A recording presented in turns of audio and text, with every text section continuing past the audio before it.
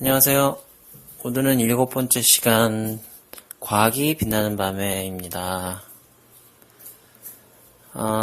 오늘은 별 안에 있는 물질이 도대체 어떻게 별 바깥에 나와가지고 탄소로 이루어진 생명체가 되고 또 산소나 질소로 이루어진 이런 대기가 되고 뭐 이런 게 되는지 그 과정을 한번 이야기해 보고자 합니다. 가장 아마 제가 이야기하는 이 주제 중에서 가장 좀 역동적이지 않을까 싶어요. 지금 제가 들 이야기는. 기대하셔도 좋습니다. 그 역동성을 말이죠.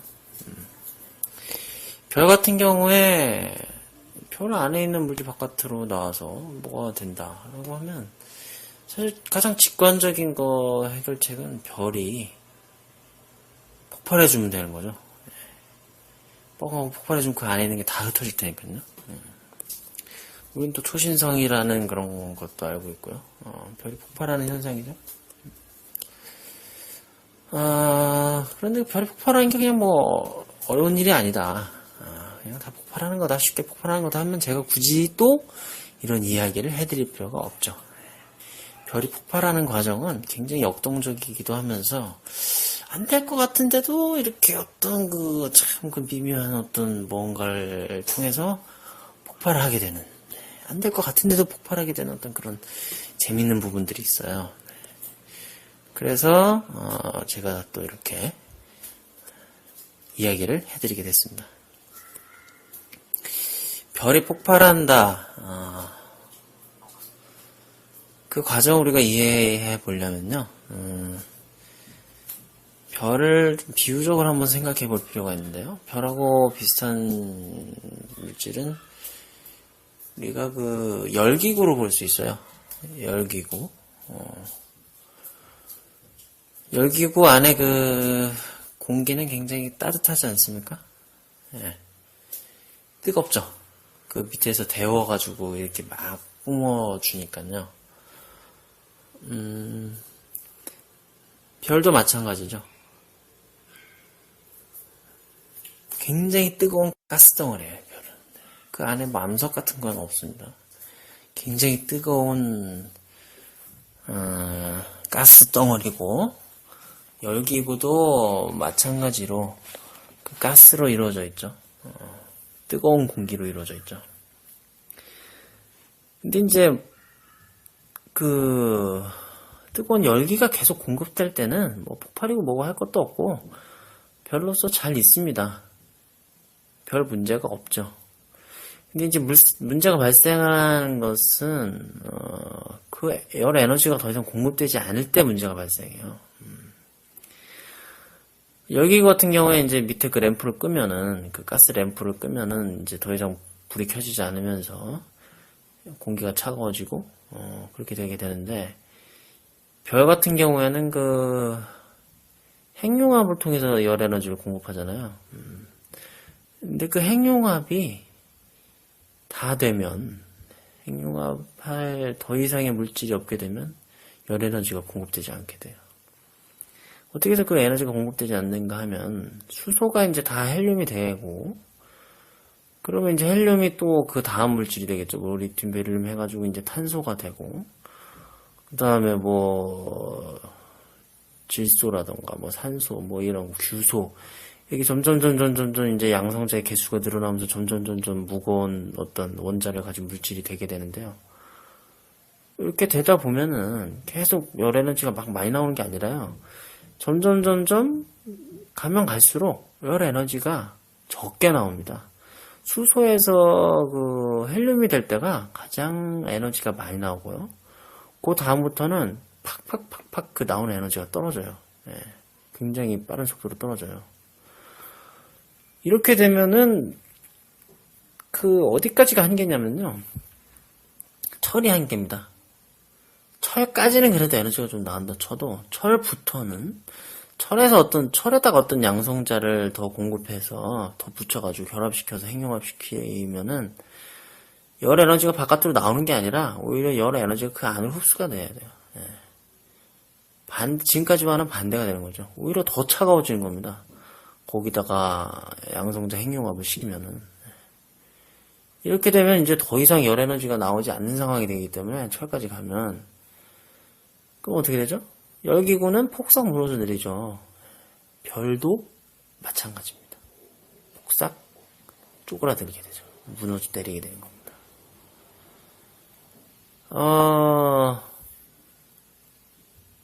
그래서 이제 무너져 내리는 것까지는 좋아요. 그런데 이렇게 되면 뭐 별이 폭발하고 말 게 할 게 없죠. 그냥 무너져 내리니까 그냥 별은 쪼그라드는 걸로 끝나는 겁니다. 폭발하고는 전혀 상관이 없어 보이죠? 지금까지는. 그런데 이제 별의 크기가 이제 문제인데요. 별이 태양보다 훨씬 더 큰 경우 1.7배인가요? 2배인가 하여튼 그 정도 찬드라세카라는 과학자가 이제 이 부분에 대해서 연구를 했는데 태양보다 상당히 큰 별의 경우에는 그 중력이 강하기 때문에 워낙에 많은 물질들이 모여있고 그래서 중력이 강하기 때문에 쪼그라드는 거에서 그치는 게 아니게 됩니다. 어떻게 되냐면 중력이 너무 강해가지고요. 그 중심부에 이제 중심부부터 그렇게 막 철로 변하고 막 이렇게 되게 되는데 그 중심부의 중력이 너무 강해가지고 전자가 그 중심부에 있는 물질의 그 원자 핵으로 그 양성자에게로 빨려 들어가게 되는 거예요. 전자의 마이너스 극과 양성자의 플러스 극이 그렇게 돼서 만나면은 합쳐지면 어떻게 될까요? 마이너스 플러스 합쳐졌으니까 제로가 되겠죠? 중성자가 되는 겁니다. 양성자가 중성자로 변환되는 거예요. 그러면 또 여기서 이제 중요한 변화가 나타나게 되는데요. 중성자가 돼버리면은 청력이라는 게 사라져버리는 거죠. 원자핵과 다른 원자핵 사이는 이제 서로 밀어내는 그 청력이 있기 때문에 상당히 그 거리를 빈 공간을 유지하고 있어요. 뭐 철 같은 경우도 우리 눈에 보기에 금속이 굉장히 밀도가 높은 것 같아도 사실 그 금속 안에 있는 그 원자들 사이의 거리는 상당히 멀거든요. 제가 말씀드렸죠. 원자핵과 전자는 그 크기가 거의 없다고요. 99.999%는 빈 공간입니다. 원자가. 아무리 그 뭐 철이든 하여튼 모든 원자들이 다 빈 공간이에요. 99.999%는 원자에서도 이미 빈 공간인 겁니다. 그리고 또 원자와 원자 사이는 또 청력이 작용하기 때문에 더 거리가 또 멀 수 있고요. 그런데 그 전자가 양성자로 빨려들면서 중성자가 되기 때문에 더 이상 서로 밀어내고 뭐 할 주체가 없어지는 거예요. 청력이 없어지니까 얘네들이 이제 남은 건 중력, 끌어당기는 힘밖에 없죠. 한 곳을 꽉 모여들면서 쪼그라들면서 빈 공간이 다 사라지는 거예요. 완전히 뭉쳐버린 거죠. 이 뭉치는 게 어떻게 비유를 하냐면 이제 그 대부분의 과학자들은 이제 지구가 쪼그라들어서 그 뉴욕의 맨하탄 크기만 하게 됐다. 그렇게 말을 해요. 그래서 완전히 너무 강하게 압축이 됐기 때문에 쪼그라들었기 때문에 그렇게 지구가 이제 맨하탄으로 쪼그라든 상태에서 이제 한 스푼 뜨면은 그 물질 한 스푼 뜨면 그 한 스푼이 뭐 수천 톤이다 수백 톤이다 뭐 이렇게 말을 하죠. 정확히 기억은 안 나는데요. 하여튼 그렇게 엄청나게 무거운 겁니다. 빈 공간이 없이 완전히 꽉 모여 있으니까요. 절대로 그런 물질은 사실 우리 눈으로 볼 수는 없습니다. 그런 어떤 별에서만 그런 현상이 나타난 거지. 아무리 다이아몬드니 철을 봐도 사실은 그거 다 빈 공간이에요. 99.99%는 다 빈 공간입니다. 우리 눈에 뭔가 있어 보이는 거죠. 꽉 차 있어 보일 뿐이지. 근데 진짜 그 중성자가 돼가지고 빈 공간이 없어지면은 그건 정말 꽉 차 있는 거예요. 빈 공간이 전혀 없어요. 이렇게 꽉 압축이 되는 겁니다.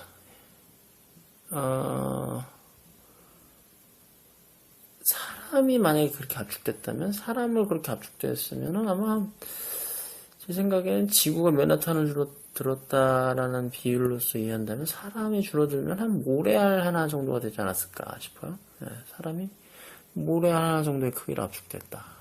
이렇게 볼 수 있지 않을까 싶네요. 굉장히 압축된 거죠. 그러면은 이제 어떤 현상이 일어나냐면요. 별의 중심부가 그렇게 꽉 압축돼가지고 빈 공간이 싹 사라져버리면 별의 껍데기가 굉장히 황당한 상황에 빠집니다. 갑자기 좀 밑이 허전한 거예요. 밑이 사라져버린 거예요. 그러면 바로 별의 껍데기는 무너져 내리겠죠. 우르릉캉캉하면서 무너져 내리는 겁니다. 별의 중심부를 향해서. 네.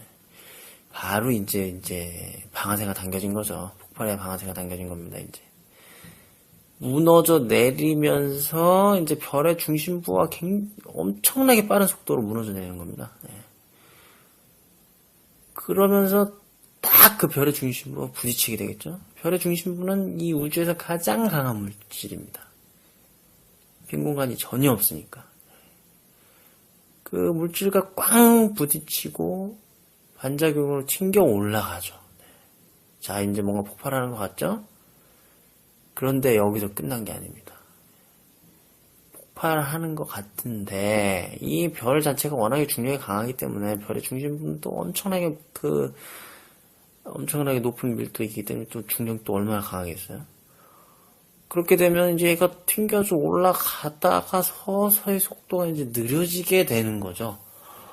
그러다가 다시 빨리 들어갈 수도 있는 상황인 거예요. 잘못하면.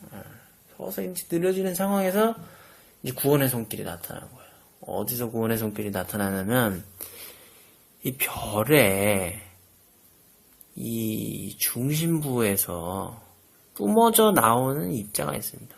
이게 중성미자라는 건데요. 그 양성자가 중성자로 변할 때, 이 전자가 흡수돼서 중성자로 변할 때 약간의 에너지가 남는 거예요. 그 약간의 에너지가 남는데 그것이 어쨌든 표현이 돼야 되잖아요. 그게 바로 이제 중성미자인 겁니다. 그 중성미자가 이제 생겨나는데 이 중성미자가 뿜어져 나오면서 이제 껍데기를 이제 밀어내야 되는 거예요. 이 역할은. 쭉 밀어내가지고 폭발을 완수하는 거죠. 쭉 밀어내서. 그 중성미자들이 엄청나게 많이 뿜어져 나오거든요. 그 별이 폭발할 때 운동 에너지는 거의 다 중성미자로 볼 수 있어요. 엄청나게 많은 중성미자가 뿜어져 나옵니다. 그런데 이 중성미자가 폭발을 완수해야 되는데 이 중성미자라는 게 좀 특이한 게 중성미자는 평범한 물질이 아니에요. 중성미자는 오로지 양력으로 뭐 전자기력이나 이런 거랑은 상관이 없고요. 오로지 양력으로 평범한 물질과 상호작용을 합니다. 양력이라는 힘이 지금 새로 나왔는데요. 지금까지 이제 강력하고 전자기력, 중력 요 세 가지에 대해서 이야기를 했었어요. 근데 이제 양력이라는 힘은 최초로 지금 처음 나온 겁니다. 요 양력이라는 힘은 뭐 이렇게 막 넓은 범위에서 막 이렇게 평범하게 많이 쓰이는 힘은 아니고요. 이것도 이제 원자 핵 안에서 주로 이제 이렇게 쓰이는 힘인데 이 양력이 중성미자와 평범한 물질 간에 이 상호작용할 수 있도록 그 조절을 합니다. 양력이 너무 강하면 상호작용을 방해해가지고 상호작용을 방해하는 게 좋은 게 아니에요. 왜냐면 중성미자가 딱 그 별의 중심부에서 생겨났을 때 양성자가 중성자로 변하면서 생겨났을 때 너무 상호작용을 많이 하면 거기서 그냥 눌러 앉아버리게 됩니다. 그 중성자들이 워낙에 많잖아요, 거기에. 예. 그것들과 상호작용하면서 눌러 붙는 거죠. 그런데 또 상호작용 너무 안 하면 바깥으로 뿜어져 나올 수 있긴 해요. 근데 껍데기를 밀어낼 수가 없게 돼요. 너무 약하면. 그냥 껍데기도 다 스쳐 지나가게 됩니다. 상호작용 안 하고 그냥 쑥 지나가요. 예. 이렇게 돼서는 안 되는 거죠. 굉장히 미묘해야 돼요. 너무 상호작용을 안 해도 안 되고 너무 강하게 해도 안 되는 겁니다. 정확한 크기로 상호작용을 해야 되는 거예요. 그래야지 빠져나와서 껍데기도 밀어낼 수 있는 겁니다. 그래야 이 폭발이 완수되거든요. 그런데 우리의 이 양력은, 우리 우주 공간이 이제 빅뱅에서 생겨났을 때 양력도 이미 정해졌을 텐데요. 이미 그 빅뱅이 시작됐을 때 양력은 정확한 크기로 정해져 있었어요. 그 폭발이 완수될 수 있게, 정확한 상호작용을 할 수 있게, 너무 강하지도 않고 너무 약하지도 않게. 굉장히 미묘한 색인데, 아주 미묘한 부분이죠. 그래서 폭발이 가능했던 것이고, 그 폭발의 잔해 속에서 바로 우리의 태양과 지구가 생겨난 겁니다. 태양은 그렇게 오래된 별이 아니에요. 빅뱅 때 생겨난 별이 아닙니다. 태양은 제가 알기로 거의 50억 년 정도밖에 안 된 걸로 알고 있어요, 나이가. 그 태양은 중간에 생겨난 별이에요. 최초의 그 빅뱅에서 별이 있었으면 그 별 다음에 생긴 별인 겁니다. 다다음일 수도 있고요. 그러니까 우린 결국엔 그 100억 년 전이든 하여튼 오래전에 폭발했던 별의 잔해 속에서 생겨난 거죠. 모든 생명체도 그렇고 지구도 그렇고 태양계도 그렇고 다 그 잔해 속에서 재활용돼서 생겨난 겁니다. 여러분 그 별의 폭발의 잔해인 거예요. 여러분도 그렇고 여러분 눈앞에 보이는 거의 모든 물질들이 다 그 잔해 속에서 거대한 폭발, 그 거대하면서도 미묘한 그 폭발, 그것의 잔해 속에서 여러분이 생겨나고 여러분이 존재하고 있는 겁니다. 이렇게 해서 지금까지 빅뱅에서부터 우리의 이제 태양계가 생겨나는 부분까지 아주 빠르게 훑어봤습니다. 그러니까 이제 빅뱅에서 이제 별이 생겨나고 별이 폭발해서 우리의 태양계가 되는 것까지 이제 알아본 거죠. 이 과정 속에서 사실 우리가 좀 더 깊이 있게 봐야 되는 건요. 뭐 별이 폭발하고 뭐 이런 거 이렇게 외적으로 보이는 것보다 그 속에 감추어진 거, 그것을 움직이는 밑바탕을 우리가 좀 더 깊이 있게 봐야 됩니다. 이게 굉장히 좀 중요한 의미가 사실 들어있어요. 제가 4가지 힘을 지금까지 알려드렸죠. 강력, 전자기력, 중력, 양력, 이렇게. 요 힘들이 이 우주가 빅뱅이 생겨나고 별이 생겨나고 또 별이 폭발하고 이런 부분에 굉장히 밀접하게 관련되어 있어요.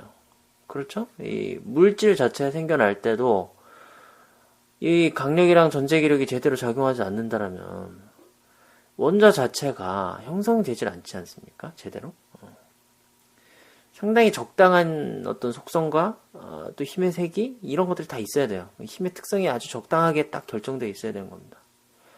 중력도 마찬가지죠. 중력이 제대로 안 돼 있었더라면, 적당하지 않았더라면 이 우주의 팽창력, 이 우주가 팽창하는 가운데 물질은 그냥 다 흩어져 버리거나 아니면 우주가 제대로 팽창도 못하고 물질들이 다시 쪼그라들 수도 있는 거고요. 별이 폭발할 때도 마찬가지고요. 그 양력이 굉장히 적당해야 되죠. 아니면 별이 폭발하지 못하고 우리 태양계가 생겨나지 못했을 수도 있는 겁니다. 이런 식으로 굉장히 적당해야 돼요. 이게 그냥 제가 지금 적당하다라고 말씀드리니까 뭐 이게 그냥 어느 정도 적당하면 되겠지라고 생각하실 수도 있지만 굉장히 이게 정확해야 됩니다. 사실상 과학자들의 계산에 따르면 0.000000001%까지도 맞춰야 되는 경우도 있다라고 그래요. 힘의 세기가. 그러니까 이 힘들이 만약에 이제 어떤 그 다이얼을 조정해가지고 이 힘의 어떤 색이나 특성 이런 걸 맞춘다고 하면 이 다이얼을 정말 몇 백만 분의 1까지도 정말 아주 미세하게 잘 조정해야 되는 거죠. 조금이라도 한 칸만이라도 잘못 움직이면 아주 미세하지만 그것만 잘못 움직여도 이 우주가 전혀 다른 방식으로 존재할 수도 있었다는 겁니다. 그러면 우리가 이렇게 미세하게 조정된 이 부분을 과연 이걸 우연이라고 볼 수 있을까요? 단 하나밖에 없는 우주인데 그래서 과학자들은 이렇게 생각합니다. 이 우주가 이 하나밖에 없는 게 아니라 사실 이제 우주 바깥에 다른 우주가 있다라는 거죠. 우주가 한두 개만 있는 게 아니라 엄청나게 많은 거예요. 그렇기 때문에 우리의 우주가 이렇게 미세 조정되어 있는 것처럼 보이지만 워낙에 다른 우주가 많기 때문에 그 우주는 이제 또 다른 방식의 힘이 있는 거죠. 뭐 강력이 약할 수도 있고 뭐 중력이 강할 수도 있고 전혀 다른 방식의 우주가 되는 겁니다. 거기는 뭐 입자가 전혀 우리랑은 다른 종류의 입자가 있을 수도 있고요. 그러니까 그런 우주들이 워낙에 많기 때문에 이런 우주도 있을 수 있는 거죠. 우리처럼 이런 우주도 있을 수 있는 거죠. 다양한 종류의 우주가 있기 때문에. 그러니까 로또 복권 같은 것도요. 우리가 내일 복권 사서 그 당첨될 확률은 거의 없잖아요. 하지만 매주 누군가는 그게 당첨이 되죠.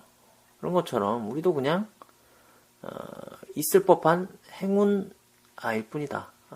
우리가 이런 우주에 미세 조종된 우주에 살고 있는 것은 이런 우주에서만 우리가 살 수 있으니까요. 다른 종류의 우주에서는 우리가 살 수가 없으니까 물질 자체가 제대로 존재하지 않아서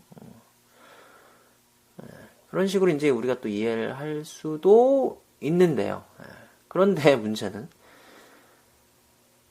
이게 증명이 안 되는 거예요. 다른 우주를 우리가 어떻게 봅니까? 우리 우주도 제대로 너무 커가지고 감당이 안 되는데 다른 우주가 진짜 있기는 한 건지 그런 부분이 아직 증명이 안 되는 거죠. 그러니까 과연 이 부분에 대한 해답이 어떻게 나올 수 있을까요? 다른 우주는 볼 수가 없고 해답을 글쎄요. 이게 해답이 찾아질지는 모르겠는데 해답을 찾을 수도 있을지 모릅니다. 지금 모든 그 물리학자들이 정말 이걸 발견하고 싶어 하거든요. 그러니까 이게 뭐냐면요. 이걸 이제 최종 이론이라고 할 수도 있는데요.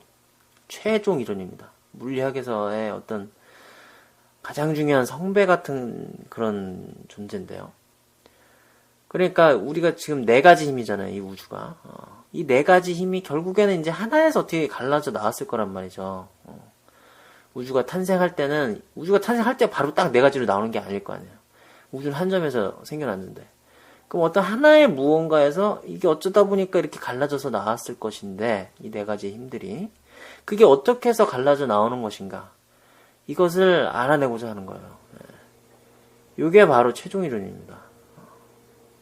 이 입자와 그 입자들 간의 상호작용이 도대체 어디서 어떻게 그 우주의 그 빅뱅의 한 점에서 어떻게 갈라져 나오는가. 아인슈타인도 이걸 결국에 알고 싶어서 정말 말년에 노력을 했지만 이 부분을 또 알지 못했고요.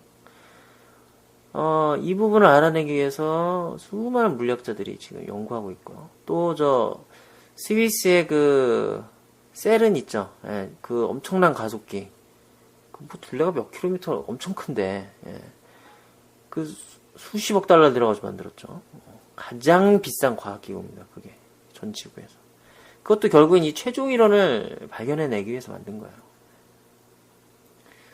요거 책도 있습니다. 최종 이론의 꿈이라고요. 이종필 박사님이 번역을 하셨는데 스티븐 와인버그 그 아주 위대한 박사님이죠. 이분이 바로 이 최종 이론에 그 한 발짝 더 다가갈 수 있게 어떤 발견을 하신 분이에요. 전자기력이랑 양력이랑 통합한 분. 그러니까 전자기력과 양력이 어떻게 갈라져 나오는가. 이 부분에 대해서 이제 연구를 해서 그걸로 노벨상을 타신 분인데요. 이게 이제 최종 이론의 꿈인데, 근데 좀 되게 어려워요. 이 책은 굉장히 어렵습니다. 저는 다 읽긴 읽었는데, 근데 또 읽을 만한 가치는 있었어요, 저한테는. 아주 뭐 대가가 쓰신 것답게 참 정말 이 대가의 생각, 대가의 이 수준은 정말 다르구나 이런 느낌이 확실히 또 듭니다. 그 책을 읽다 보면 하여튼 그렇습니다. 이 최종 이론이 만약에 밝혀진다면 힘이 어떻게 갈라져 나왔는가, 어떻게 이 네 가지 힘이 생겨났는가, 이 부분에 대해서 우리가 알게 되는 날은 이게 정말 우연히 그냥 어쩌다 보니까 이렇게 네 가지 힘이 이렇게 만약에 이렇게 룰렛처럼 말이죠. 그 왜 도박판에 룰렛 있지 않습니까? 그 룰렛 돌리면 막 공이 팡팡팡 튕기죠. 그런 어떤 우연에 의해서 이런 네 가지 힘이 그냥 싹 생겨난 것이냐, 아니면 정말 어떤 그 필연적인 그 어떤 결과에 의해서 이 네 가지 힘밖에 있을 수 없어서 이 네 가지 힘만 있는 것이냐. 이 부분에 대해서 이제 알게 되겠죠, 우리가. 이 최종 이론을 알게 되는 날. 지금은 알 수가 없습니다. 이게 정말 우주가 많아서, 그냥 어쩌다 보니까 워낙에 많은 종류의 우주가 있으니까 이런 네 가지 힘이 있는 건지, 아니면 정말 이 네 가지 힘밖에 있을 수 없어서 이 네 가지 힘만 있는 건지요. 참 기대가 됩니다. 이 최종 이론이 제가 정말 살아생전에 이걸 한번 보고 싶던데, 이 최종 이론이 밝혀지는 그 순간을 그렇게 되겠죠. 그렇게 됐으면 좋겠습니다. 다음 시간에는요, 지금 이 우주가 상당히 생명에게 우호적이죠. 그렇죠? 이 네 가지 힘이나 이 입자들의 네 가지 힘에 의한 어떤 상호작용에 의해서 물질이 이렇게 존재할 수가 있어요. 일단 화학작용도 일어날 수 있고, 이런 어떤 기반을 닦아준 겁니다. 그렇다면 이 우주에 왠지 생명체가 많을 수 있을 것 같지는 않나요? 왜 꼭 지구에만 생명체가 있을 필요는 없잖아요. 일단 이런 화학작용이나 물질이 안정적으로 존재할 수 있는 기반이 일단 있긴 있는데, 근데 왜 우리는 외계인을 볼 수가 없을까요? 이 부분이 사실 아주 앞으로의 이야기를 전개해 나간, 제가 이제 해드리는 데 있어서 굉장히 중요한 부분입니다. 네, 다음 시간에는 이제 이 부분에 대해서 이야기를 해드리도록 하겠습니다. 다음 시간에 뵙겠습니다.